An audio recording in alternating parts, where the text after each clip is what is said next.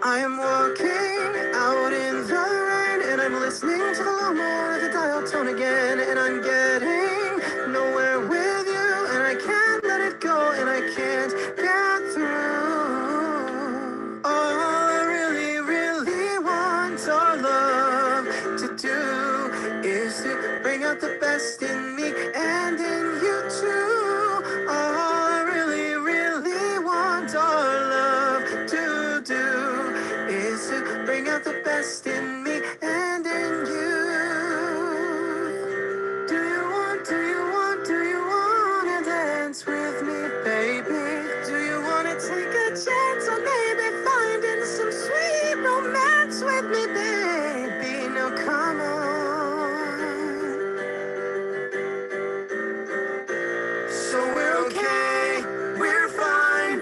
Baby, I'm here to stop your crying. Chase all the ghosts from your head. I'm stronger than the monster beneath your bed. Smarter than the tricks played on your heart. We'll look at them together, then we'll take them apart. Adding up the total of the love that's true. Multiply life by the power of two.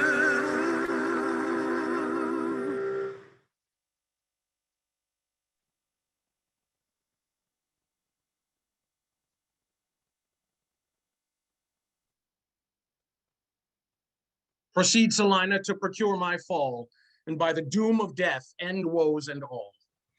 Merchant of Syracuse, plead no more. I am not partial to infringe our laws. The enmity and discord which of late sprung from the rancorous outrage of your duke to merchants, our well-dealing countrymen, who wanting guilders to redeem their lives have sealed her rigorous statutes with their bloods, excludes all pity from our threatening looks.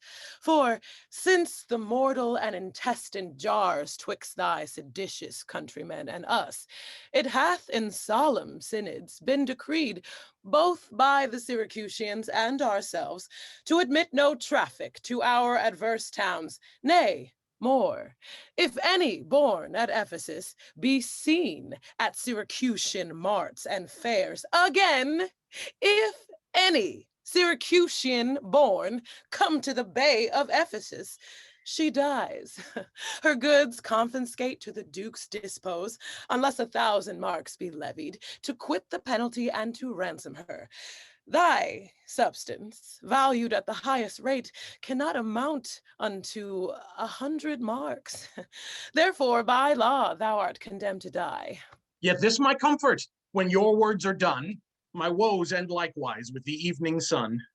Well, Syracusan, say in brief the cause, why thou departst from thy native home, and for what cause thou camest to Ephesus. A heavier task could not have been imposed than I to speak my griefs unspeakable, yet that the world may witness that my end was wrought by nature, not by vile offense, I'll utter what my sorrows give me leave. In Syracuse was I born, and wed unto a woman, happy but for me, and by me had not our hap been bad. With her I lived in joy. Our wealth increased by prosperous voyages we often made to Epidamnum, till our factor's death drew me from kind embracements of my spouse, from whom my absence was not 6 months old before herself, striving dauntlessly in the procreative feat that women brave, had made provision for her following me, and soon and safe arrived where I was. There had she not been long, but she became a joyful mother of 2 goodly girls, and which was strange, the one so like the other, as could not be distinguished but by names. That very hour, in that self-same inn, another woman was delivered of such a burden. Girl twins, both alike, those, for their parents were exceeding poor, I took in and brought up to attend my daughters. My wife, not meanly proud of 4 such girls, made daily motions for our home return. Unwilling I agreed. Alas, too soon, we came aboard. A league from Epidamnum had we sailed before the always wind-obeying deep gave any tragic instance of our harm. But longer did we not retain much hope, for what obscured light the heavens did grant did but convey unto our minds a doubtful warrant of fearful death. The sailors sought for safety by our boat and left the ship, then sinking right to us. My wife, more careful for our latter born, had fastened her into a small spare mast. To her, one of the other twins was bound, whilst I had been like heedful of the other. The children thus disposed, my wife and I, fixing our eyes on whom our care was fixed, fastened ourselves at either end the mast. We floated straight, obedient to the stream. The seas waxed calm, and we discovered two ships from far making a main to us. But ere they came, oh, let me say no more. Gather the sequel by what went before. Nay, forward, old man, do not break off so, for we may pity, though not pardon thee. Oh, ere the ships could meet by twice 5 leagues, we were encountered by a mighty rock, which being violently borne upon our helpful ship was splitted in the midst. Her part, poor soul, seeming as burdened with lesser weight, but not with lesser woe, was carried with more speed before the wind. And in our sight, they three were taken up by fisher wives of Corinth, as we thought.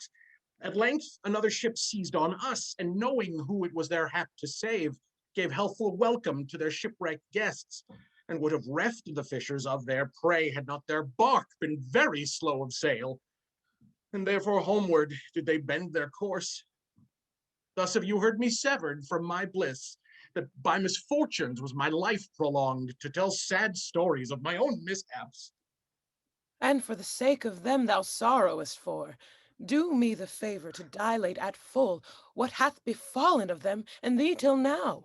My youngest girl, and yet my eldest care, at 18 years became inquisitive after her sister, and importuned me that her attendant, so her case was like, reft of her sister, but retained her name, might bear her company in the quest of her, whom whilst I labored of a love to see, I hazarded the loss of whom I loved.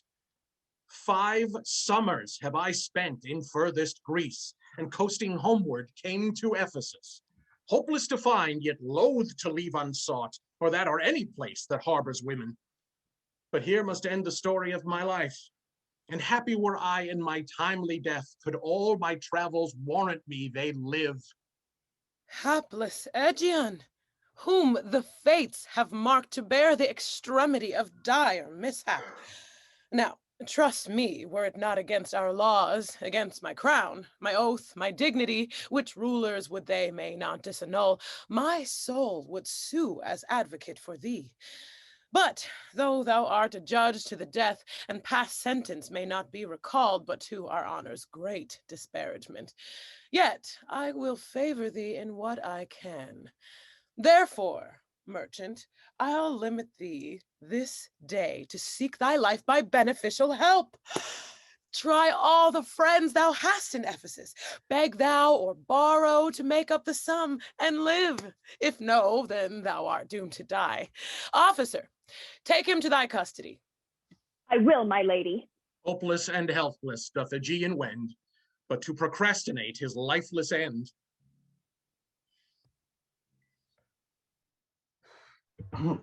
Therefore give you are of Epidamnum, lest that your goods too soon be confiscated.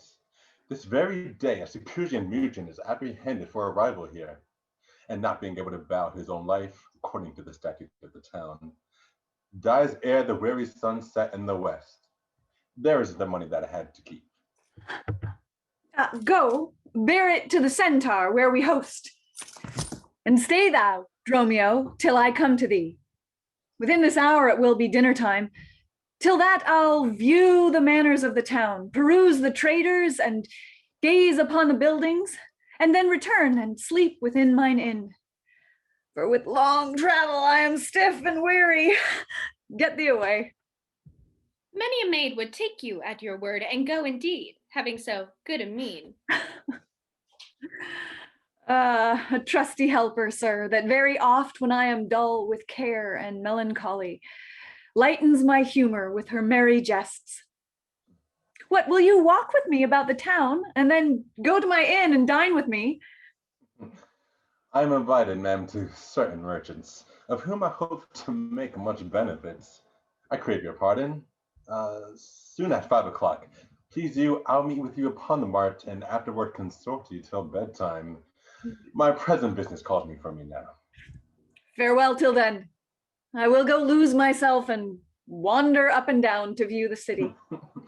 Ma'am, I commend you to your own content. He that commends me to mine own content commends me to the thing I cannot get. I to the world am like a drop of water that in the ocean seeks another drop, who falling there to find her sister forth, unseen, inquisitive, confounds herself. So I, to find a mother and a sister, in quest of them, unhappy, lose myself. Here comes the almanac of my true date. What now? How chance thou art returned so soon? Returned so soon?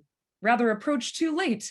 The capon burns, the pig pulls from the spit, the cloth hath strucken 12 upon the bell. My master made it one upon my cheek. He is so hot because the meat is cold. The meat is cold because you come not home. You come not home because you have no stomach. You have no stomach, having broke your fast. But we that know it is to fast and pray are penitent for your default today. Stop in your wind, miss. Tell me this, I pray. Where have you left the money that I gave you? Oh, 6 pence that I had Wednesday last to pay the saddler for my master's crupper. The saddler had it, ma'am. I kept it not. I am not in a sportive humor now. Tell me, and dally not, where is the money? We being strangers here, how darest thou trust so great a charge from thine own custody? I pray you, just as you sit at dinner, I for my master come to you in post. If I return, I shall be post indeed, for he will score your fault upon my pate. Methinks your maw, like mine, should be your clock and strike you home without a messenger. Come, Dromio, come. These jests are out of season. Reserve them till a merrier hour than this. Where is the gold I gave in charge to thee? To me, ma'am? Why, you gave no gold to me. Come on, Miss Knave, have done your foolishness, and tell me how thou hast disposed thy charge. My charge was but to fetch you from the mart, home to your house, the Phoenix, ma'am, to dinner. My master and his brother stayed for you. Answer me, in what safe place thou hast bestowed my money, or I shall break that merry sconce of yours that stands on tricks when I am indisposed. Where is the 1,000 marks thou hadst of me? I have some marks of yours upon my pate, some of my master's marks upon my shoulders, but not 1,000 marks between you both. If I should pay your worship those again, perchance you will not bear them patiently. Thy master's marks? What master, girl, hast thou? Your worship's husband, my master, at the Phoenix, he that doth fast till you come home to dinner, and prays that you will hie you home to dinner? What? Wilt thou flout me thus unto my face being forbid? Where is the gold, Miss Knave? What mean you, madam? Ugh! For God's sakes, hold your hands. Nay, and you will not, ma'am. I'll take my heels. Upon my life, by some device or other, the villain is o'erwrought of all my money. They say this town is full of cozenage, as nimble jugglers that deceive the eye, dark working sorcerers that change the mind, soul killing witches that deform the body, disguised cheaters, prating mountebanks, and many such like liberties of sin. If it prove so, I will be gone the sooner. Oh, to the Centaur to go seek this girl. I greatly fear my money is not safe.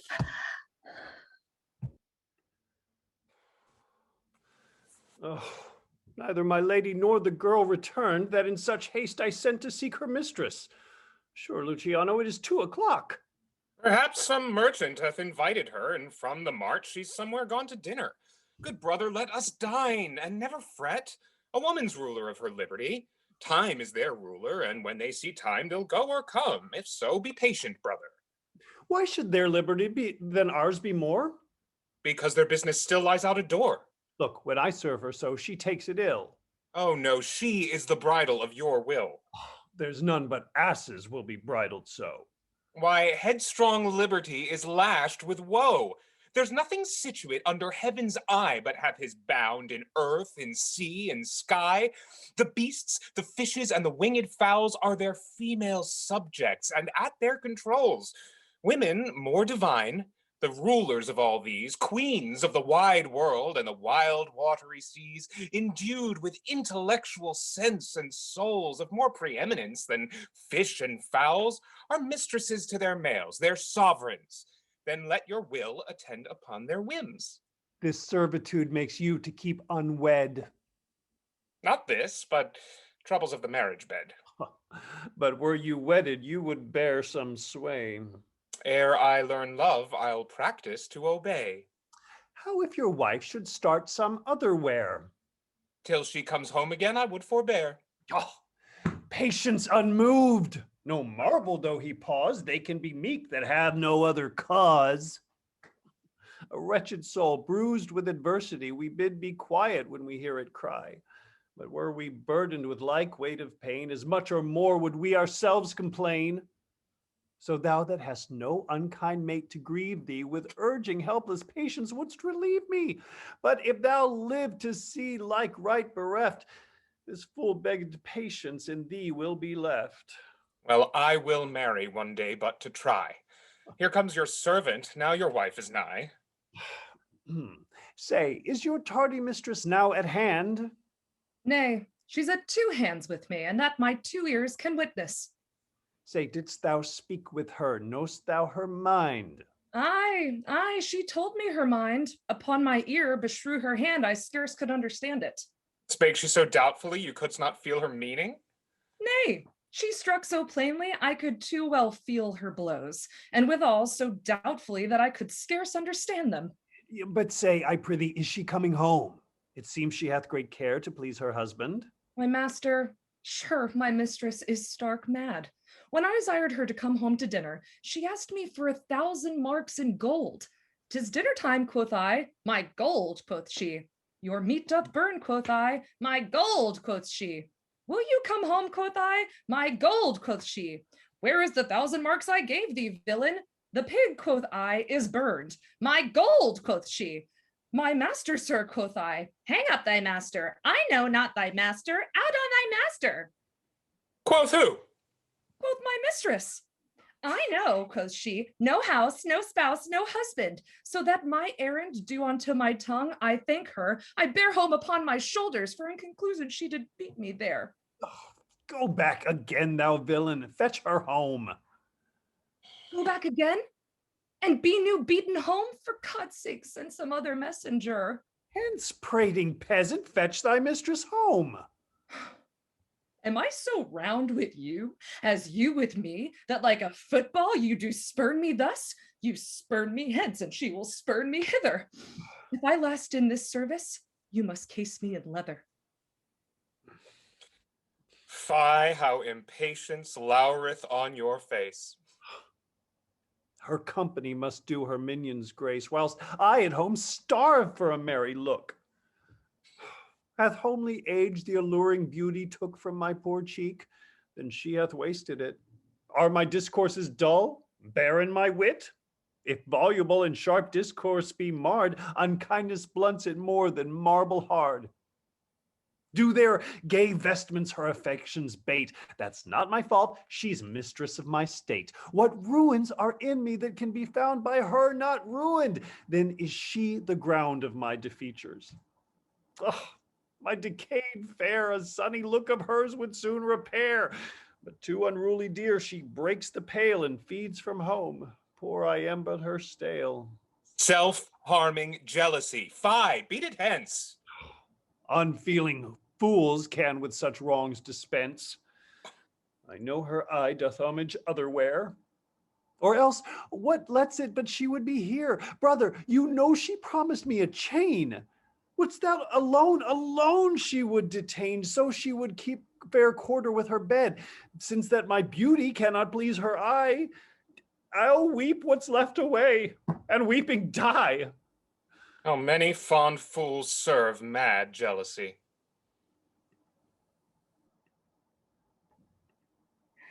The gold I gave to Dromio is laid up safe at the Centaur, and the heedful girl is wandered forth to seek me. By computation and mine host's report, I could not speak with Dromio since at first I sent her from the mart. Oh, see, here she comes. How now, miss? Is your merry humor altered? You know no centaur, you received no gold. Your master sent to have me home to dinner. My house was at the Phoenix. Wast thou mad that thus so madly thou didst answer me? What answer, ma'am, when I spake such a word?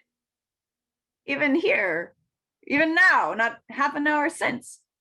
I did not see you since you sent me hence, home to the Centaur with the gold you gave me. Villain, thou didst deny the gold's receipt and told me of a master and a dinner for which I hope thou sensed I was displeased. I am glad to see you in this merry vein. What means this jest? I pray you, mistress, tell me. Yea, dost thou jeer and flout me in the teeth?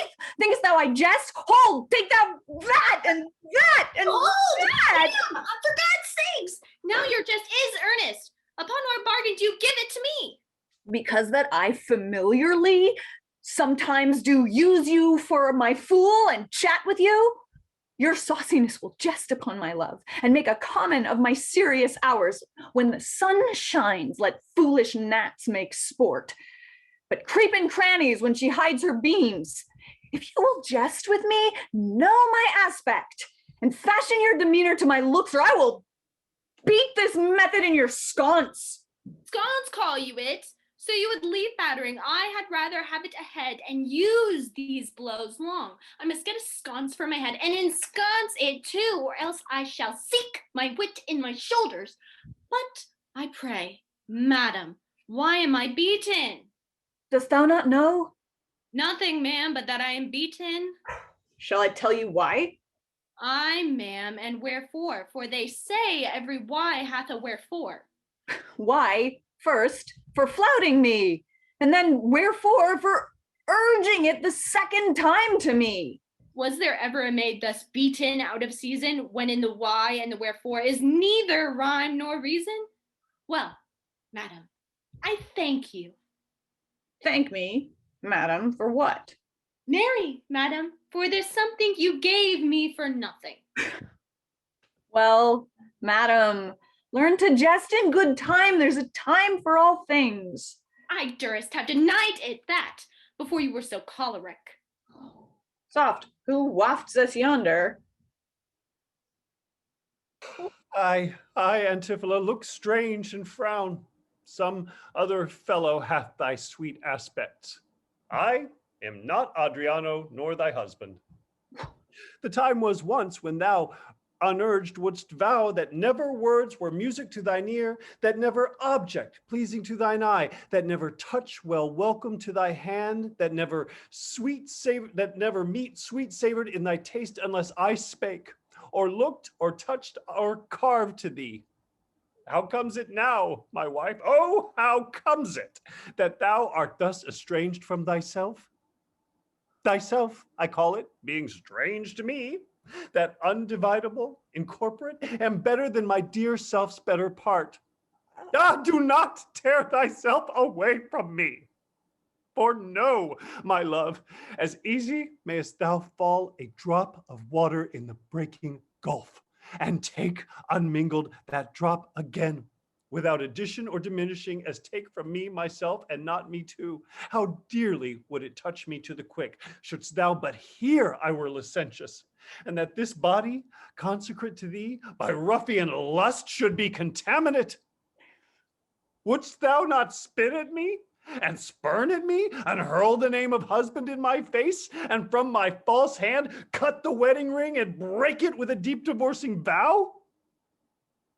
I know thou canst, and therefore see thou do it. I am possessed with an adulterate blot.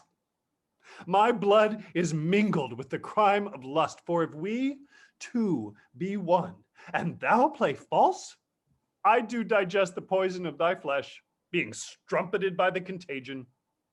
Keep then far league and truce with thy true bed, I live unstained, thou undishonored. Lead you to me, fair sir? I know you not. In Ephesus I am but 2 hours old, as strange unto your town as to your talk, who every word by all my wit being scanned, want wit in all one word to understand.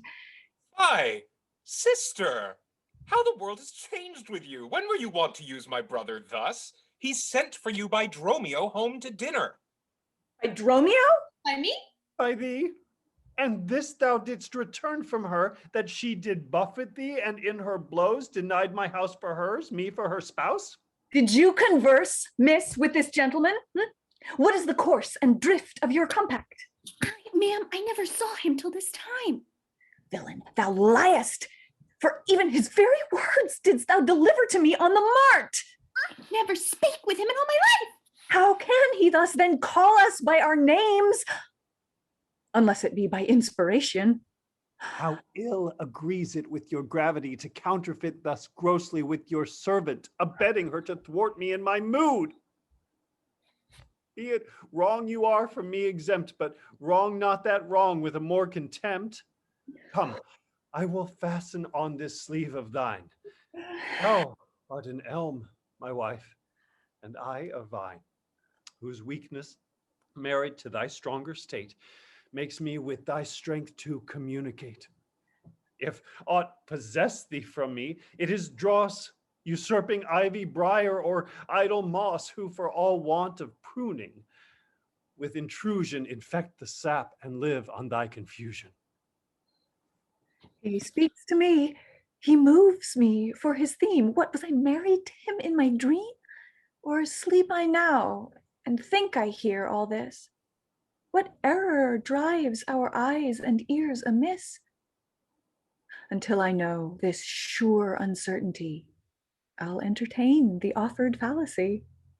Dromio, go bid the servants spread for dinner. Oh, my beads, I bless me for a sinner. This is the very land, oh spite of spites. We talk with goblins, owls, and sprites. If we obey them not, this will ensue. They'll suck our breath or pinch us back then blue. Why pratest thou to thyself and answer not? Dromio, thou drone, thou snail, thou sot? I am transformed, mistress, am I not? I think thou art in mind, and so am I. Nay, mistress, in both mind and in my shape. Thou hast thine own form. No, I am an ape. If thou art changed to aught, 'tis to an ass. Come, come, no longer will I be a fool to put the finger in the eye and weep, whilst maid and mistress laugh my woes to scorn. Come, madam, to dinner. Dromio, keep the gate. My wife, I'll dine above with you today, and shrive you of 1,000 idle pranks. You, miss, if any ask you for your mistress, say she dines forth, and let no creature enter. Come, brother. Dromio, play the porter well. Am I in earth, in heaven, or in hell? Sleeping or waking, mad or well advised, known unto these and to myself disguised? I'll say as they say, and persever so, and in this mist at all adventures go. Master, shall I be porter at the gate? Aye, and let none enter, lest I break your pate. Come, come, Antiphola, we dine too late. Signor Angela, you must excuse us all. My husband's shrewish when I keep not hours. Say that I lingered with you at your shop to see the making of his carcanet, and that tomorrow you will bring it home. But here's a villain that would face me down. She met me on the mark and said I beat her and charged her with 1,000 marks in gold, and that I did deny husband and house. Thou drunkard, thou, what thou mean by this? Say what you will, ma'am, but I know what I know, that you beat me at the mart. I have your hand to show. If the skin were parchment and the blows you gave were ink, your own handwriting would tell you what I think. I think thou art an ass. Huh, Mary, so it doth appear, by the wrongs I suffer and the blows I bear. I should kick, being kicked, and being at that pass, you would keep from my heels and beware of an ass. You're sad, Signor Balthazar. Pray God our cheer may answer my goodwill and your good welcome here. Oh, I hold your dainties cheap, lady, and your welcome, dear. Oh, Signor Balthazar, either at flesh or fish, a table full of welcome makes scarce one dainty dish. Good meat, ma'am, is common, that every churl affords. And welcome more common, for that's nothing but words. Small cheer and great welcome makes a merry feast. Aye, to a stingy host and more sparing guest, but though my stores be mean, take them in good part. Better cheer you may have, but not with better heart. But soft, my door is locked. Go bid them let us in. Maud, Bridget, Marion, Sissel, Jillian, Jin. Mome, Maltors, Capon, Coxcomb, Idiot, Patch, either get thee from the door or sit down at the hatch. Dost thou conjure for wenches that thou callest for such a store when one is one too many? Go, get thee from the door. What patches made our porter? My mistress stays in the street. Let her walk from whence she came, lest she catch a cold on her feet. Who talks within there? Oh, open the door. Right, ma'am, I'll tell you when, and you tell me wherefore. Wherefore? For my dinner. I have not dined today. Nor today here you must not. Come again when you may. What art thou that keepest me out from the house I owe? The porter for this time, ma'am, and my name is Dromio. Oh, villain! Thou hast stolen both mine office and my name. The one ne'er got me credit, the other mickle blame. Well, what a coil is there, Dromio? Who are those at the gate? Let my mistress in, Nelson dear. Faith, no, she comes too late, and I am not your dear, and so tell your mistress. I see we're playing games. How about you with a proverb? Shall I make myself at home? How about you with another? I had rather be alone.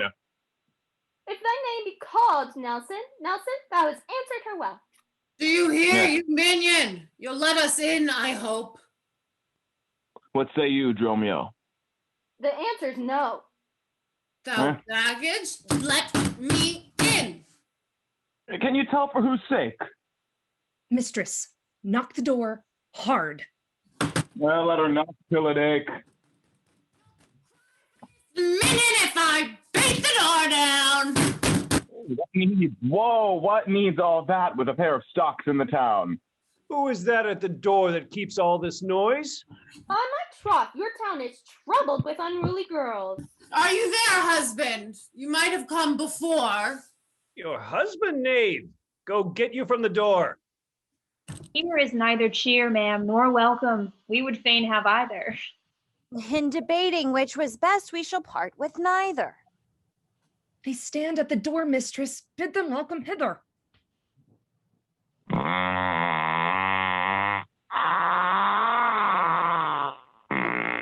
Oh. There's something in the wind that we cannot get in. You would say so, mistress, if your garments were thin. Oh, your cake there is warm within. You stand here in the cold. It would make a maid mad as a buck to be so bought and sold. Go fetch me something. I'll break up the gate. Break in here, and I'll break your knave's pate. Huh.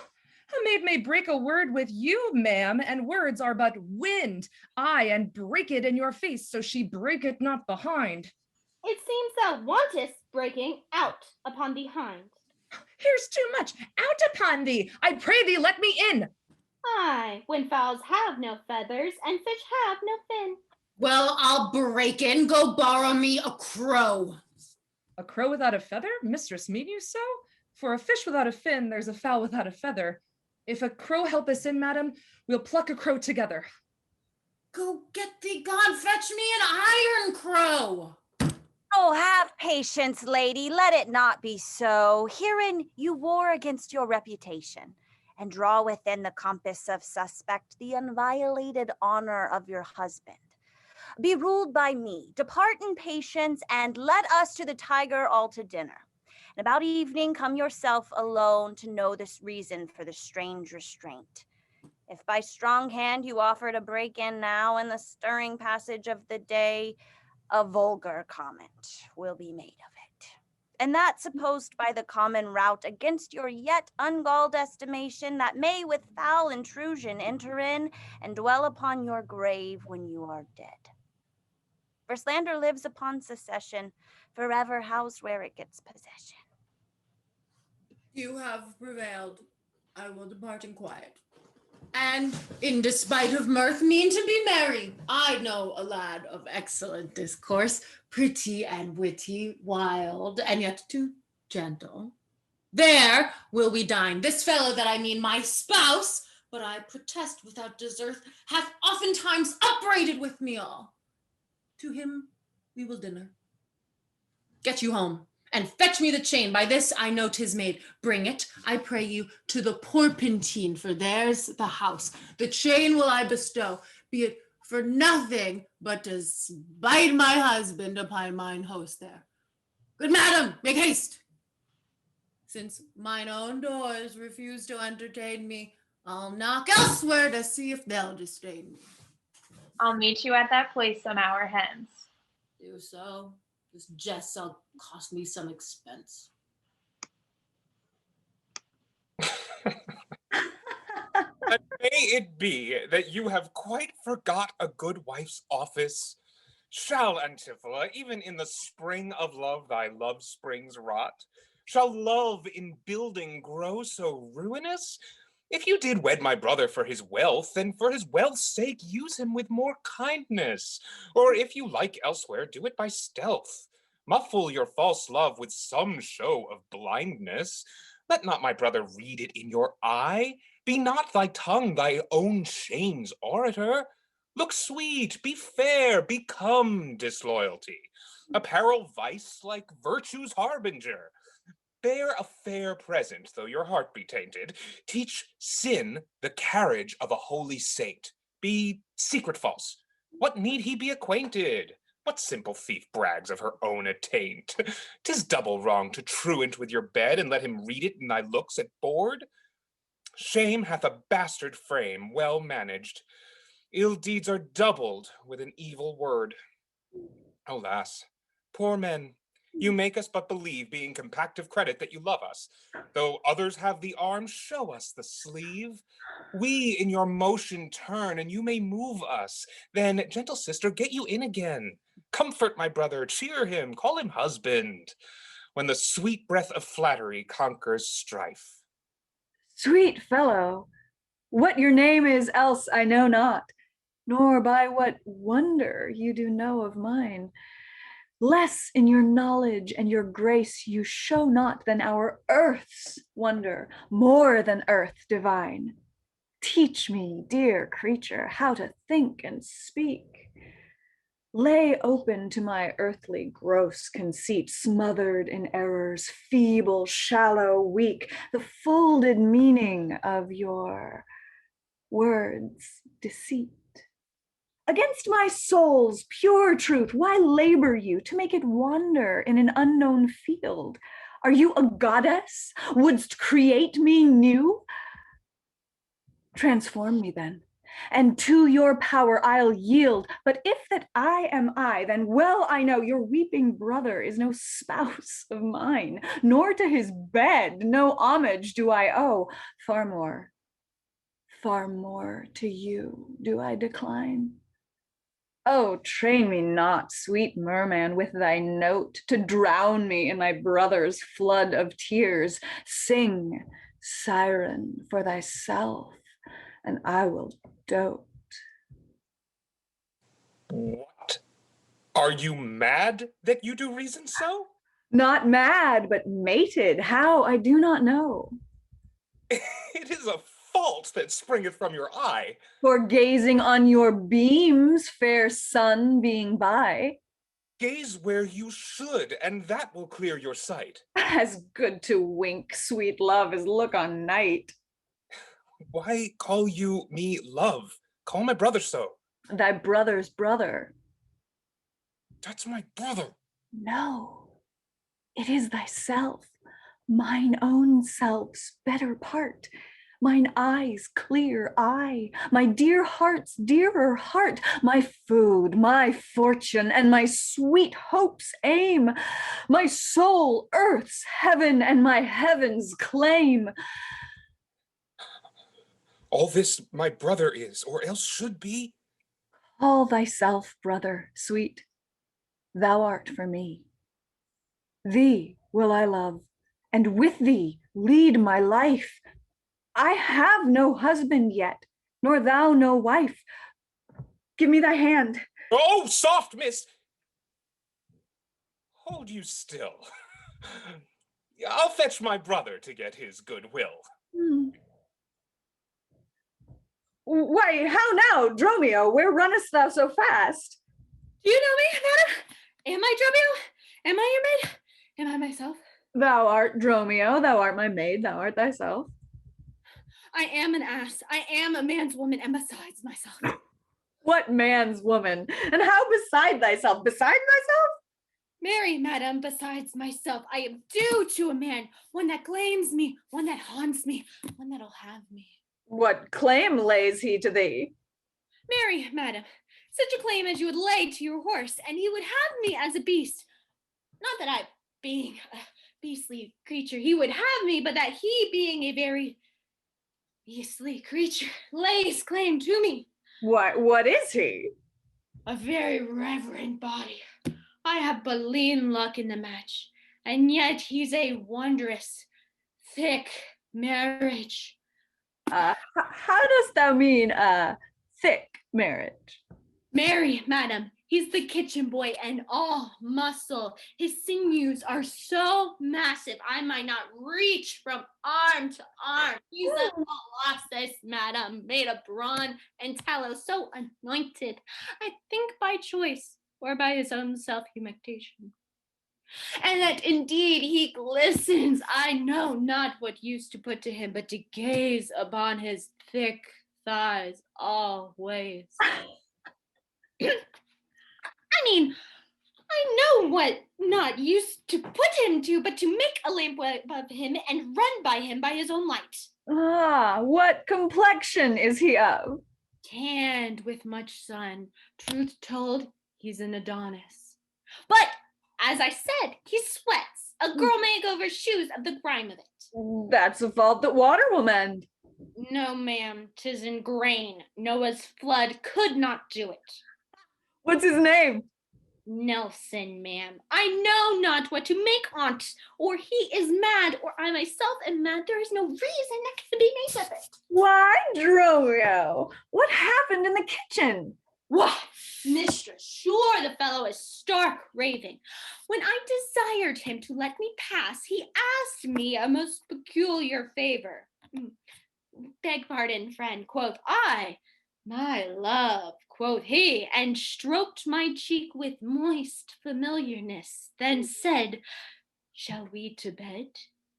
And pulled me close. Thank you. But no, quoth I, my love, quoth he. I know you not, quoth I. My love, quoth he. Please let me go, quoth I. My love, quoth he. Unhand me, bumpkin, quoth I. My love, quoth he, and gripped me hard. Had I not wriggled forth thanks to the grease upon his hands, and fled the room, methinks he put me to worse uses. Why, Dromio, hast thou a secret husband here in Ephesus and never told me? Oh, madam, we may jest now, but I assure you this drudge, or diviner, is unknown to me. Yet he laid claim to me, called me Dromio, swore I was assured to him, told me what privy marks I had about me, as the mark on my shoulder, the mole in my neck, the green wart on my left arm, that I amazed ran from him as a witch. Go, hie thee presently, post to the road, and if any wind blow any way from shore, I will not harbor in this town tonight. If any bark put forth, come to the mart where I will walk till thou return to me. If everyone knows us and we know none, 'tis time, I think, to trudge, pack, and be gone. As a bear a maid would run for life, so fly I from him that would call me wife. There's none but witches do inhabit here, and therefore 'tis high time that I were hence. He that doth call me wife, even my soul doth for a husband hate. Oh, but his fair brother, possessed with such a gentle, sovereign grace, of such enchanting presence and discourse, hath almost made me traitor to myself. But lest myself be guilty to self-wrong, I'll stop mine ears against the merman's song. Mistress Antiphola. Aye, that's my name. I know it, lady. Lo, here is the chain. I thought to obtain you at the Porpentine. The chain unfinished made me stay thus long. What is your will that I should do with this? What please yourself, ma'am. I have made it for you. Made it for me, ma'am. I bespoke it not. Not once nor twice, but 20 times you have. Go home with it and please your man withal, and soon at supper time I'll visit you and then receive my money for the chain. I pray you, ma'am, receive the money now, for fear you ne'er see chain nor money more. You're a merry one, madam.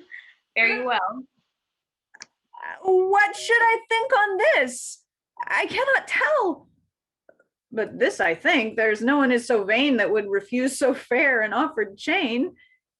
I see a soul here needs not live by shifts, when in the streets she meets such golden gifts. I'll to the mart, and there for Dromio stay. If any ship put out, then straight away. You know since May Day that the sum is due. And since I have not importunated you, nor now I have not, but that I'm bound to Persia and I want guilders for my voyage. Therefore, make present satisfaction, or I'll attach you to this officer. Even just the sum that I do owe you is growing to me by Antiphola, and in the instant that I met with you, she had of me a chain. At 5 o'clock, I shall receive the money for the same.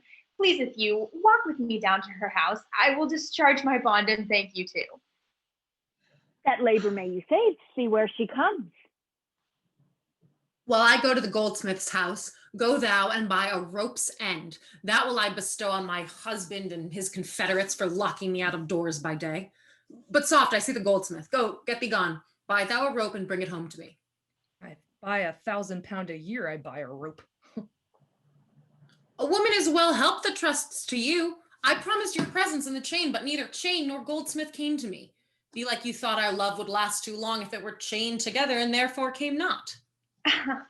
Saving your merry humor, here's the note how much your chain weighs to the utmost carat, the fineness of the gold and chargeful fashion, which doth amount to 3 odd ducats more than I stand debted to this lady here. I pray you, see her presently discharged, for she is bound to see and stays but for it. I am not furnished with the present money. Besides, I have some business in the town. Senor, take the stranger to my house, and with you take the chain, and bid my husband disperse the sum on the receipt thereof. Perchance I will be there as soon as you. Then you will bring the chain to her yourself? No, bear it with you, lest I come not time enough. Well, ma'am, I will. Have you the chain about you? And if I have not, ma'am, I hope you have, or else you may return without your money. Nay, come, I pray you, ma'am, give me the chain. Both wind and tide stays for this gentle lady, and I to blame have held her here too long. Ye gods, you use this dalliance to excuse your breach of promise to the Porpentine. I should have chid you for not bringing it, but like a shrew, you first began to brawl. The hour still's on. I pray you, ma'am, dispatch. You hear how she importunes me, the chain? Why, give it to my husband and fetch your fee. Come, you know I gave it to you even now. Either send the chain or send me by some token. Fine, now you run this humor out of breath. Where's the chain? I pray you, let me see it. My business cannot broke these dalliance. Good lady, say if you answer me or not. If not, I leave her to the officer. I answer you. What should I answer you? The money that you owe me for the chain. I owe you none till I receive the chain. You know I gave it to you half an hour since. You gave me none. You wrong me much to say so. You wrong me more, ma'am, in denying it. Consider how it stands upon my credit. Well, officer, arrest her at my suit. I do, and charge you in the Duke's name to obey me. This touches me in reputation. Either consent to pay this sum for me, or I attach you by this officer. Consent to pay thee that I never had? Arrest me, foolish woman, if thou darest. Here is thy fee. Arrest her, officer. I would not spare my sister in this case, if she should scorn me so apparently. I do arrest you, ma'am. You hear the suit? I do obey thee till I give thee bail. But lady, you shall buy this sport as dear as all the metal in your shop will answer. Madam, ma'am, I will have law in Ephesus. To your notorious shame, I doubt it not. Mistress, there is a bark of Epidandum that stays but till her owner comes aboard, and then, madam, she bears us both away. Our fraughtage, ma'am, I have conveyed aboard. The ship is in her trim. The merry wind blows far from land. They stay for naught at all, but for their owner, mistress, and yourself. How now, a mad woman? Why, thou peevish sheep, what ship of Epidamnum stays for me? A ship you sent me to hire wharfage. Thou drunken fool, I sent thee for a rope, and told thee to what purpose and to what end. You sent me for a rope's end as soon. You sent me to the bay, ma'am, for a bark. I will debate this matter at more leisure and teach your ears to list me with more heed. To Adriano villain, hie thee straight, give him this key and tell him in the desk that's covered o'er with Turkish tapestry, there's a purse of ducats, let him send it. Tell him I am arrested in the street, and that shall bail me. Hie thee, fool, be gone. An officer, till prison till it come. Adriano, that is where we dined. Where the Tazbel did claim me for his wife. Thither I must, although against my will, for servants must their mistress' minds fulfill. Ah, Luciano, did she tempt thee so? Mightst thou perceive austerely in her eye that she did plead in earnest, yea or no? Looked she or red or pale or sad or merrily? What observation madest thou in this case of her heart's meteors tilting in her face? First, she denied you had in her any right. She meant she did me none, the more my spite. Then swore she that she was a stranger here. And true she swore, though yet forsworn she were. Then I pleaded for you. And what said she? The love I begged for you, she begged of me. And with what persuasion did she tempt thy love? With words that in an honest suit might move, for she did praise my beauty, then my speech. Did speak her fair? Have patience, I beseech. I cannot, nor I will not hold me still. My tongue, though not my heart, shall have his will. Oh, she is deformed, crooked, old, and sere, ill-faced, worse-bodied, shapeless everywhere, vicious, ungentle, foolish, blunt, unkind, stigmatical in making, worse in mind. Who would be jealous then of such a one? No evil lost is wailed when it is gone. But I think her better than I say, and yet would herein others' eyes were worse. Far from her nest the lapwing cries away. My heart prays for her, though my tongue do curse. Here, go, the desk, the bird, sweet, now, make haste. How hast thou lost thy breath? By running fast. Ugh. Where is thy mistress, Dromio? Is she well? No, she's in Tartar limbo, worse than hell. A devil in an everlasting garment hath her, one whose hard heart is buttoned up with steel, a fiend, a fury, pitiless and rough, a wolf, nay, worse, a woman all in buff, a back friend, a shoulder clapper, one that countermands the passages of alleys, creeks, and narrow lands, a hound that runs counter yet draws dry foot well, one that before the judgment carries poor souls to hell. Why, woman, what is the matter? I do not know the matter. She is arrested on the case. What, is she arrested? Tell me at whose suit? I know not at whose suit she is arrested well, but she's in a suit in buff, which rested her, that I can tell. Will you send her, Master Redemption, the money in her desk? Go fetch it, brother. This I wonder at, that she, unknown to me, should be in debt. Tell me, was she arrested on a band? Not on a band, but on a stranger thing. A chain. A chain! Do you hear that ring? What, the chain? No, the bell. 'Tis time I were gone. Go, Dromio. There's the money. Bear it straight, and bring thy mistress home immediately. Come, brother. I am pressed down with conceit. Conceit, my comfort and my injury. There's not a soul I meet but doth salute me, as if I were their well-acquainted friend. And everyone doth call me by my name. Some tender money to me, some invite me, some other give me thanks for kindnesses, some offer me commodities to buy. Even now, a tailor called me in her shop and showed me silks that she had bought for me, and therewithal took measure of my body. Sure, these are but imaginary wiles, and Lapland sorcerers inhabit here. Mistress, here's the gold you sent me for. What gold is this? What Adam dost thou mean? Not the Adam that kept the paradise, but the Adam that keeps the prison. That she that goes in the calfskin, she that came behind you, ma'am, like an evil angel and bid you forsake your liberty. I understand thee not. No? Why, 'tis a plain case. She that went like a base vial in a case of leather, a woman, madam, that, when gentlemen are tried, gives them a rest. What, thou meanest an officer? I, madam, the sergeant of the band, one that thinks a person always going to bed and says, God give you good rest. Well, miss, there rest in your foolery. Is there any ship puts forth tonight? May we be gone? Why, madam, I brought you word an hour since that the bark expedition put forth tonight, and then you were hindered by the sergeant to tarry for the boat delay. Here are the angels that you sent for to deliver you.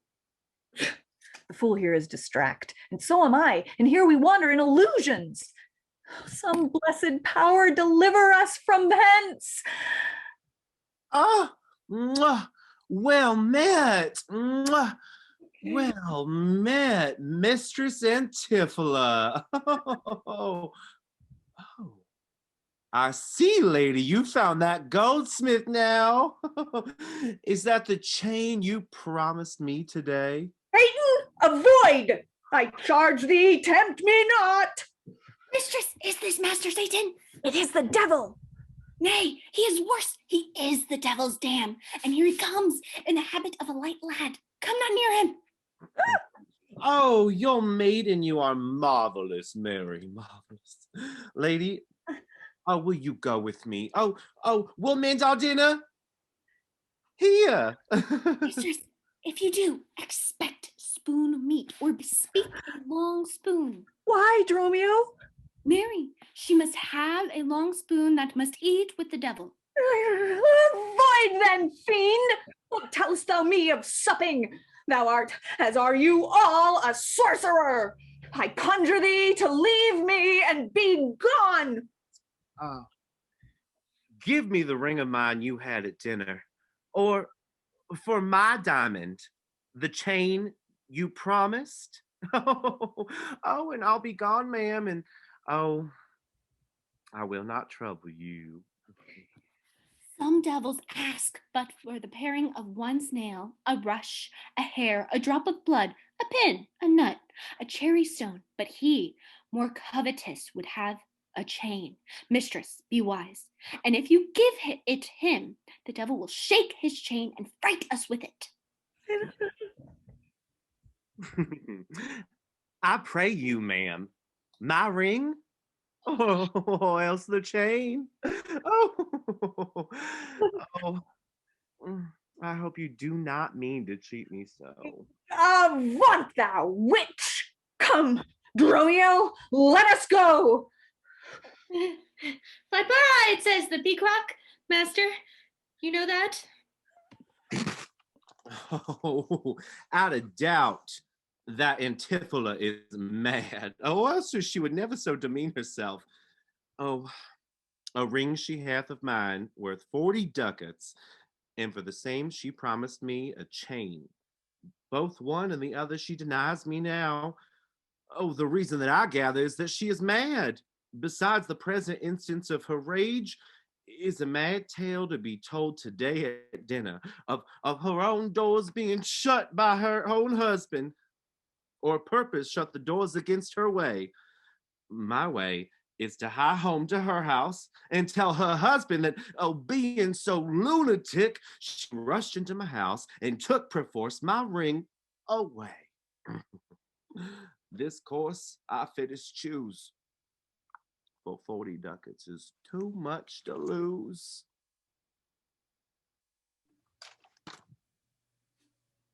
Fear me not, madam, I will not break away. I'll give thee ere I leave thee so much money to warrant thee as I'm rested for.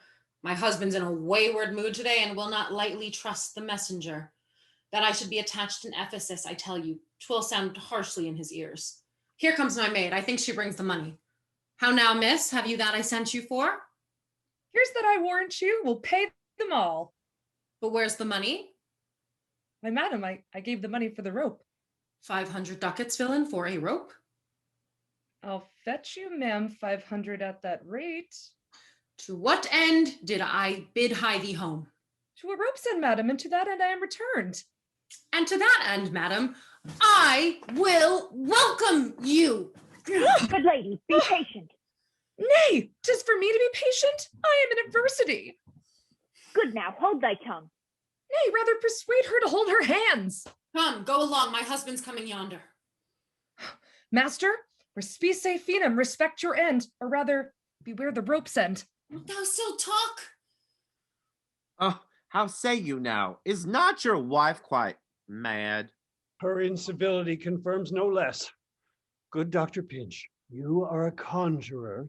Establish her in her true sense again, and I will please you what you will demand. Alas, how fiery and how sharp she looks. Mark how she trembles in her ecstasy.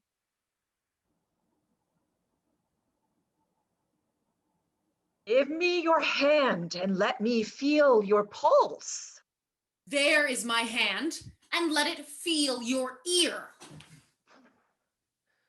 I charge thee, Satan, housed within the soul, to yield possession to my holy prayers, and to thy state of darkness hie thee straight. I conjure thee by all the saints in heaven. Doting wizard, peace, I am not mad. Oh, that thou wert not, poor distressed soul. You minion, you! Are these your customers? Did this companion with the saffron face revel and feasted at my house today, whilst upon me the guilty doors were shut, and I denied enter in my house? O wife, goddess doth know you dined at home. Where would you had remained until this time, free from these slanders and this open shame? Dined at home? Thou villain, what sayest thou? Ma'am, sooth to say, you did not dine at home. Were my doors not locked up and I shut out? Bertie, your doors were locked and you shut out. And did not he himself revile me there? Sans fable, he himself reviled you there. Did not his kitchen boy rail, taunt, and scorn me? Certes, he did. The kitchen vessel scorned you. And did I not, in rage, depart from thence? In verity you did. My bones bear witness that since have felt the vigor of her rage. It's good to soothe her in these contraries. It is no shame. The servant finds her vain, and yielding to her humors well her frenzy. Thou hast suborned the goldsmith to arrest me. Alas, I sent you money to redeem you by Dromio here, who came in haste for it. Money by me? Heart and goodwill you might, but surely, mistress, not a rag of money. Went'st not thou to him for a purse of ducats? She came to me and I delivered it. And I am witness with him that he did. Goddess and the rope maker bear witness that I was sent for nothing but a rope. Master, both maid and mistress is possessed. I know it by their pale and deadly looks. They must be bound and laid in some dark room. Say, wherefore didst thou lock me forth today? And why dost thou deny the bag of gold? I did not, gentle wife, lock thee forth. And gentle mistress, I received no gold, but I confess, ma'am, that we were locked out. Dissembling villain, thou speakst false in both. Dissembling harlot, thou speakst false in all, and art confederate with that damned pack to make a loathsome abject scorn of me. But with these nails I'll pluck out these false eyes that would behold me in this shameful sport. No! Bind her! Let her not come near me! More company! The fiend is strong within her. Ay me, poor lass, how pale and wan she looks. What? Will thou murder me? Thou jailer, thou, I am thy prisoner. Wilt thou suffer them to make a rescue? Ladies, let her go. She is my prisoner, and you shall not have her. Oh, mistress, help! I know not which is worse, the leathern jailer or the mad-eyed doctor. Go find this maid, for she is frantic too. What wilt thou do, thou peevish officer? Hast thou delight to see a wretched woman do outrage and displeasure to herself? She is my prisoner. If I let her go, the debt she owes will be required of me. Oh, I will discharge thee ere I go from thee. Bear me forthwith unto her creditor, and knowing how the debt grows, I will pay it. Good mistress doctor, see her safe conveyed home to my house. Oh, most unhappy day. Most unhappy strumpet! Mistress, I am here interned in bond for you. Out on thee, villain! Wherefore dost thou mad me? Will you be bound for nothing? Be mad, good mistress, cried the devil. God help poor souls, how idly do they talk. Go, bear her hence. Brother, stay you with me. Say now, whose suit is she arrested at? One Angela, a goldsmith. Do you know her? I know the woman. What's the sum she owes? 200 ducats. Say, how grows it due? Due for a chain. Your wife did have of her. She did bespeak a chain for me, but had it not.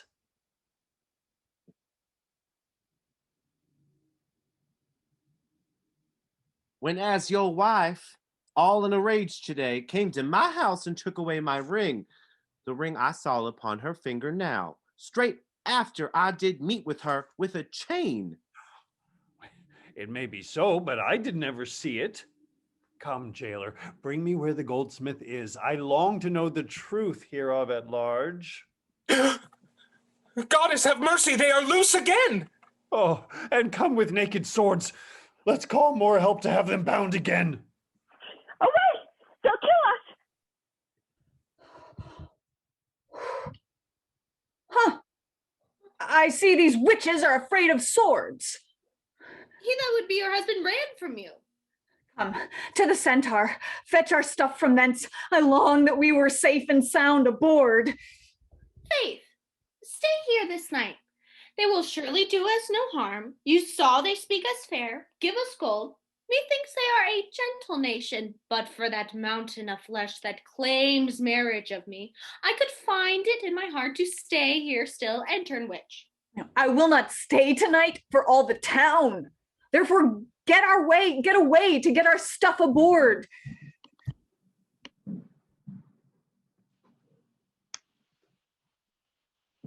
I'm sorry, miss, that I have hindered you. But I protest, she had the chain of me, though most dishonestly she doth deny it. How is the woman esteemed here in the city? A very reverend reputation, ma'am, of credit infinite, highly beloved, second to none that lives here in the city. Her word might bear my wealth at any time. Speak softer yonder, I think she walks. 'Tis so. And that same chain about her neck, which she forswore most monstrously to have. Good friend, draw near to me, I'll speak to her. Madam Antiphola, I wonder much that you would put me to this shame and trouble, and not without some scandal to yourself, with circumstance and oaths, so to deny this chain which you now wear so openly. Beside the charge, the shame, imprisonment, you have done wrong to this, my honest friend, who but for staying on our controversy had hoisted sail and put to sea today.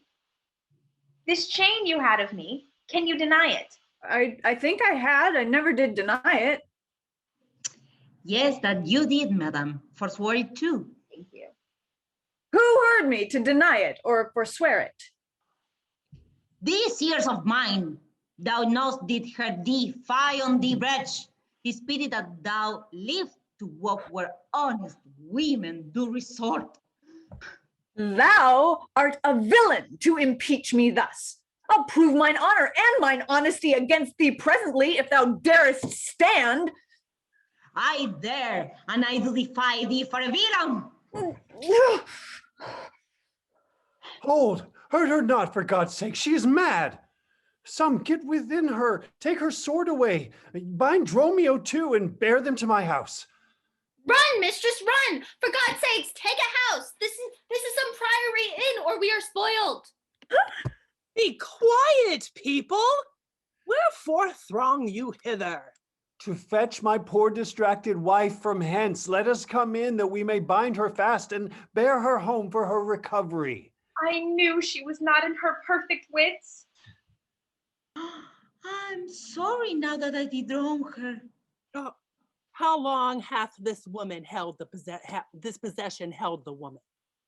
This week she hath been heavy, sour, sad, and much different from the woman she was. But till this afternoon, her passion ne'er break into extremities of rage. Oh, hath not she lost much wealth by wreck of sea, or buried some dear friend? Hath not else her eye strayed her affection in unlawful love, a sin prevailing much in youthful women who give their eyes the liberty of gazing? Which of these sorrows is she subject to? To none of these. Hmm? Except it be the last, namely some love that drew her off from home. You should for that have reprehended her. Why, so I did. Aye, but not rough enough. As roughly as my modesty would let me. Haply, in private. And in assemblies too. Aye, but not enough. It was the copy of our conference. In bed she slept not for my urging it. At board she fed not for my urging it. Alone it was the subject of my theme. In company I often glanced it. Still I did tell her it was vile and bad. And thereof came it that the woman was mad. The venom clamors of a jealous man poisons more deadly than a mad dog's tooth. It seems her sleeps were hindered by thy railing, and therefore comes it that her head is light. Well, thou sayest her meat was sauced with thy upbraidings. Unquiet meals make ill digestions. Thereof the raging fire of fever bred. And what's a fever but a fit of madness?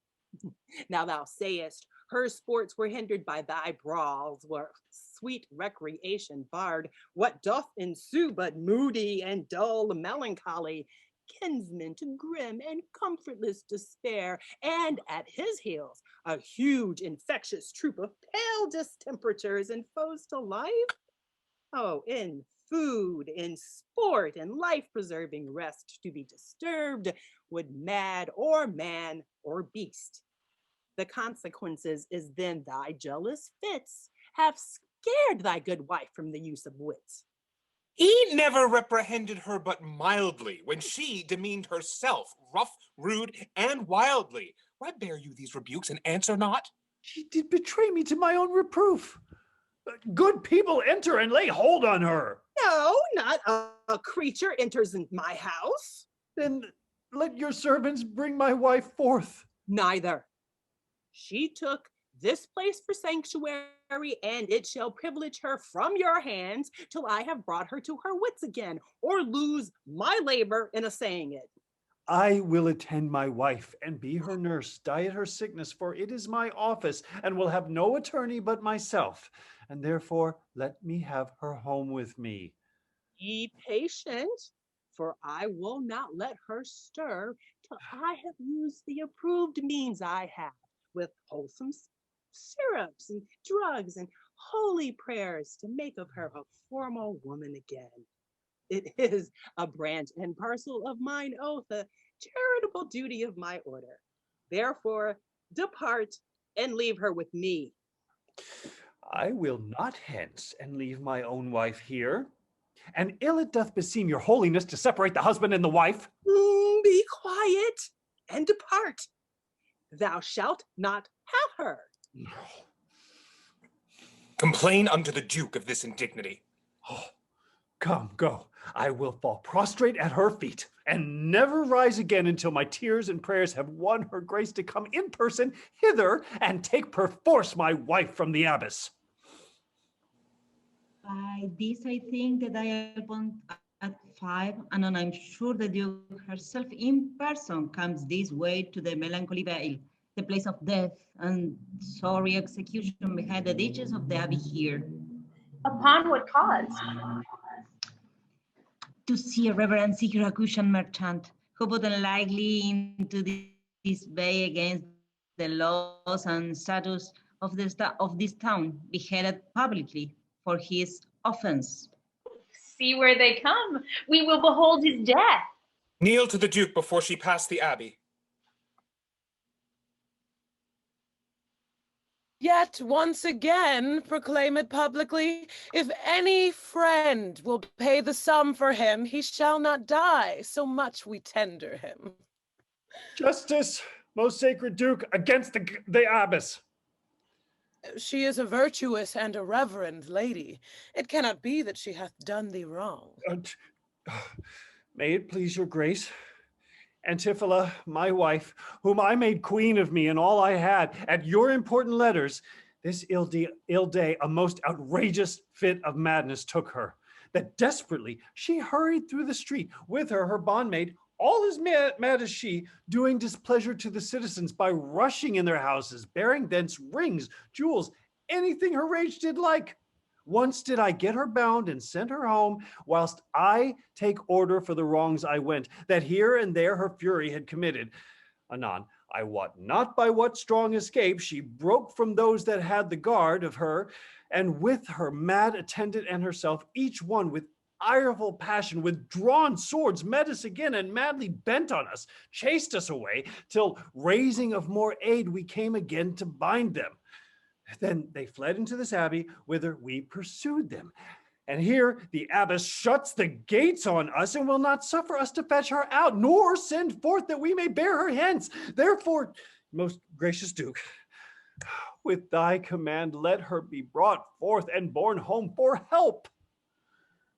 Long since thy wife did serve me in my wars, and I to thee engaged a sovereign's word. Go, some of you, knock at the abbey gate and bid the lady abbess come to me. I will determine this before I stir. Oh, master, shift and save yourself. My mistress and her maid are both broke loose, beaten the maids a row, and bound the doctor, whose hair they have singed off with brands of fire. My mistress preaches patience to her, and the while her maid with scissors nicks her like a fool. And sure, unless you send some present help between them, they will kill the conjurer. Peace, fool. Thy mistress and her maid are here, and that is false, thou dost report to us. Oh, master, upon my life, I tell you true. I have not breathed almost since I did see it. She cries for you and then vows if she can take you to scorch your face and to disfigure you. Ah! Hark! Hark, I hear her master fly. Be gone! Come, stand by me. Fear nothing. Guard with halberds. Me. It is my wife. Oh, witness you that she is born about invisible. Even now we housed her in the abbey here, and now she's there, past thought of human reason. Justice, most gracious Duke. Oh, grant me justice, even for the service that long since I did thee, when I bestrid thee in the wars and took deep scars to save thy life, even for the blood that then I lost for thee. Now grant me justice. Unless the fear of death doth make me dote, I see my girls, Antiphala and Dromio. Justice, sweet princess, against that man, he whom thou gavest to me to be my husband, that hath abused and dishonored me, even in the strength and height of injury. Beyond imagination is the wrong that he this day hath shameless thrown on me. Discover how, and thou shalt find me just. This day, great Duke, he shut the doors upon me, while he with harlots feasted in my house. A grievous fault. Say, young man, didst thou so?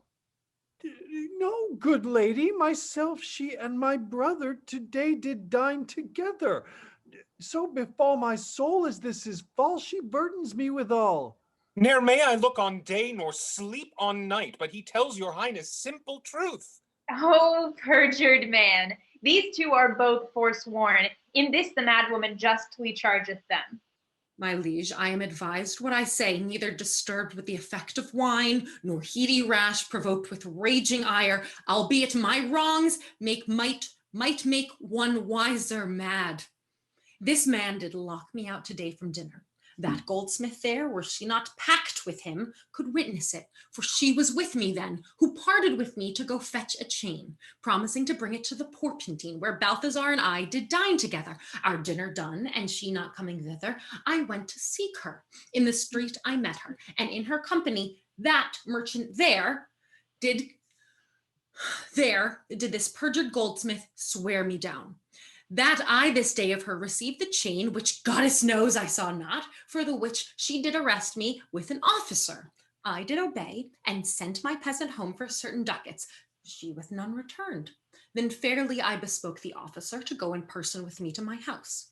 By the way we met my spouse, his brother, and a rabble more of vile confederates. Along with them they brought one Pinch, a hungry, lean-faced villain, a threadbare juggler, and a fortune teller, a needy, hollow-eyed, sharp-looking French, a dead-looking woman. This pernicious slave, forsooth, took on her as a conjurer, and gazing in mine eyes, feeling my pulse, cries out, I was possessed.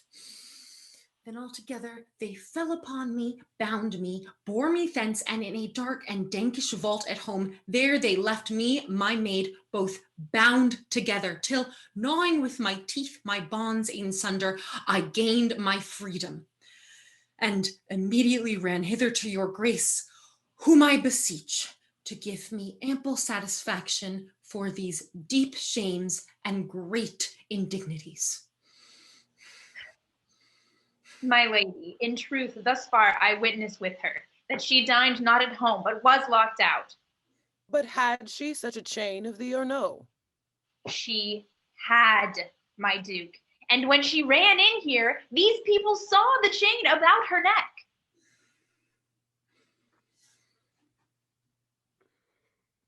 Besides, I will be sworn these ears of mine, her you confess you had the chain of her after you first foresaw it in the mart. And thereupon I drew my sword on you, and then you fled into this abbey here, from whence I think you are come by miracle. I never came within these abbey walls, nor ever didst thou draw thy sword on me. I never saw the chain, so help me heaven. This is false that you burden me withal. Why, what an intricate impeach is this? I think you all have drunk of Circe's cup. If here you housed her, here she would have been. If she were mad, she would not plead so coldly. You say she dined at home. The goldsmith here denies that, saying, servant, what say you? Ma'am, she dined with me there at the Porpentine. She did, and from my finger, she snatched that ring. 'Tis true, my liege, this ring I had of him. Sawest thou her enter at the abbey here? Oh, I sure, my liege, as I do see your grace. Why, this is strange. Go call the abbess hither. I think you are all mated or stark mad. Most mighty Duke, vouchsafe me speak a word. Haply I see a friend who will save my life and pay the sum that may deliver me. Speak freely, Syracusian, what thou wilt. Is not your name, miss, called Antiphola? And is not that your bondmaid, Dromio? Within this hour I was her bondmaid, sir, but she, I thank her, not into my cords. Now I am Dromio and her maid unbound. I am sure you both remember me. Ourselves we do remember, sir. By you, for lately we were bound, as you are now. You are not Pinch's patient, are you, sir? Why, you look strange on me. You know me well. I never saw you in my life till now. Oh, grief hath changed me since you saw me last, and careful hours with time's deformed hand have written strange features on my face. But tell me yet, dost thou not know my voice? Neither. Dromio, nor thou? No, trust me, sir, nor I. I am sure thou dost. I, sir, but I am sure I do not. And whatsoever a girl's denies, you are now bound to believe her. Not know my voice? Oh, time's extremity hast thou so cracked and splitted my poor tongue in 7 short years, that here my only daughter knows not my feeble key of untuned cares? Though now this grained face of mine be hid in sap-consuming winter's drizzled snow, and all the conduits of my blood froze up, yet my hath the night of life some memory, my wasting lamps some fading glimmer left, my dull deaf ears a little used to hear all these old witnesses. I cannot err. Tell me thou art my daughter, Antiphola. I never saw my father in my life. But 7 years since, in Syracuse, girl, thou knowst we parted. But perhaps, my daughter, thou shamest to acknowledge me in misery. The Duke and all that know me in the city can witness with me that it is not so. I ne'er saw Syracusia in my life. I tell thee, Syracusian, 20 years have I been patron to Antiphola, during which time she ne'er saw Syracusia. I see thy age and dangers make thee dote. Most mighty Duke, behold a woman much wronged. I see 2 spouses, or mine eyes deceive me. And so do I. Oh, heavens, I shall faint. Oh. My Nelson! Tend to that thick gentleman, see to his comfort. Now, what marvel's this? One of these women is genius to the other, and so of these. Which is the natural woman, and which the spirit? Who deciphers them? I, ma'am, am Dromio. Command her away. I, ma'am, am Dromio. Pray let me stay. Gian, art thou not? Or else his ghost? Oh, my old father, who hath bound him here? Whoever bound him, I will loose his bounds and gain a husband by his liberty. Speak, old Aegean, if thou beest the man that hast a wife once called Amelia, that bore thee at a burden 2 fair girls. Oh, if thou beest the same Aegean, speak, and speak until the same Amelia. If I dream not, thou art Emilia. If thou art she, tell me where is that daughter that floated with thee on that fatal raft? By women of Apodamnum, she and I and the twin Dromio all were taken up. But by and by, rude fisher wives of Corinth by force took Dromio and my daughter from them, and me they left with those of Apodamnum. What then became of them I cannot tell. I to this fortune that you see me in. Why, here begins his morning story right. These 2 Antipholas, the 2 so like, and these 2 Dromios, one in semblance, besides her urging of her wreck at sea, these are the parents to these children which accidentally are met together. Antiphola, thou camest from Corinth first? No, Duke, not I. I came from Syracuse. Oh, stand apart. I know not which is which. I came from Corinth, my most gracious lady. And I with her. brought to this town by that most famous warrior, Duke Menaphon, your most renowned aunt. Which of you two did dine with me today? I, gentle fellow. And are you not my wife? No, I say nay to that. And so do I. Yet he did call me so. And this fair gentleman, his brother here, did call me sister. What I told you then, I hope I shall have leisure to make good, if this be not a dream I see and hear. I hope it is no dream, and with my qualms of brotherly disloyalty allayed, I welcome further leisure of that kind. This is the chain, ma'am, which you had of me. I think it be, madam. I deny it not. And you, madam, for this chain arrested me. I think I did, madam. I deny it not.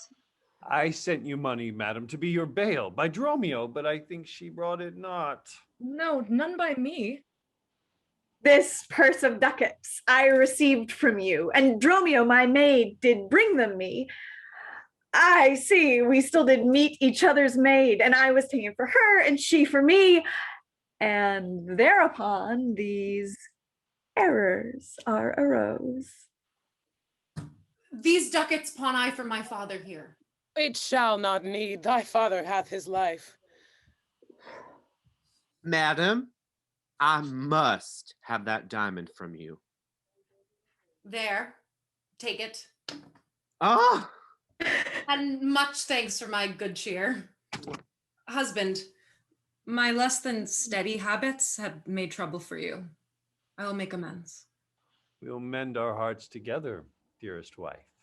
And here is Amelia's family mended too. My girls, all four, return to me, and him whose company I longed for all these years.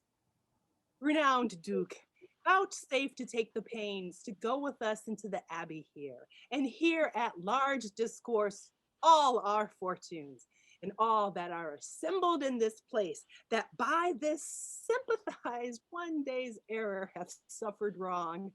Go keep us company, and we shall make full satisfaction. These many years have I but gone in travail of you, my girls, until this present hour my heavy burden ne'er delivered. The Duke, my husband, and my children both, and you, the calendars of their nativity. Go to a gossip's feast and go with me. After so long grief, such festivity. With all my heart, I'll gossip at this feast.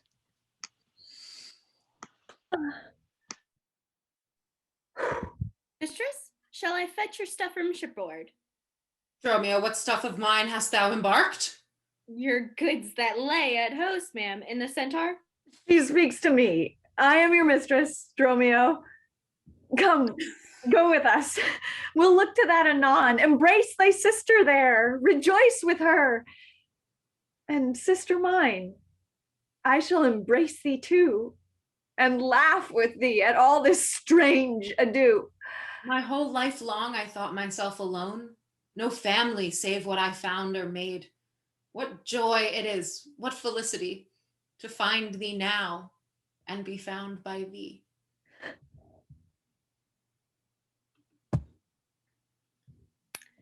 That well-fleshed friend you who fainted here did kitchen me for you today at dinner. He now shall be my brother, not my spouse. My Nelson? That was you with him at home? This day has been a pickle of perplexity. Let us unpickle it and view ourselves. Methinks you are my glass and not my sister. I see by you I am a sweet-faced lass. Will you walk in to see their gossiping? Not I, miss. You are my elder. Well, that's a question. How shall we try it? We'll draw cuts for senior. Till then, lead thou first. Nay, then thus. We were born in the same hour and of the same mother. Now let's go hand in hand not one before another.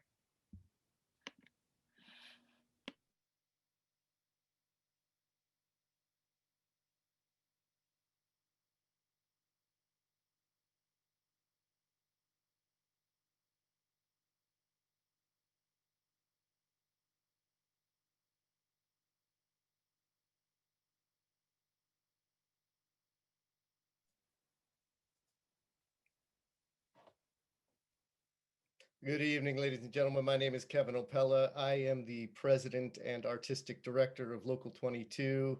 I want to thank you so much for coming to see our reading this evening of Melody Bates's adaptation of Shakespeare's The Comedy of Errors. If you enjoyed that half as much as I did, then we have done our job. That I thought was amazing. Please, please, please feel free to show your love in the chat, share your thoughts with the cast. And while you're doing that, I would like to share something with you. Just bear with me a moment here.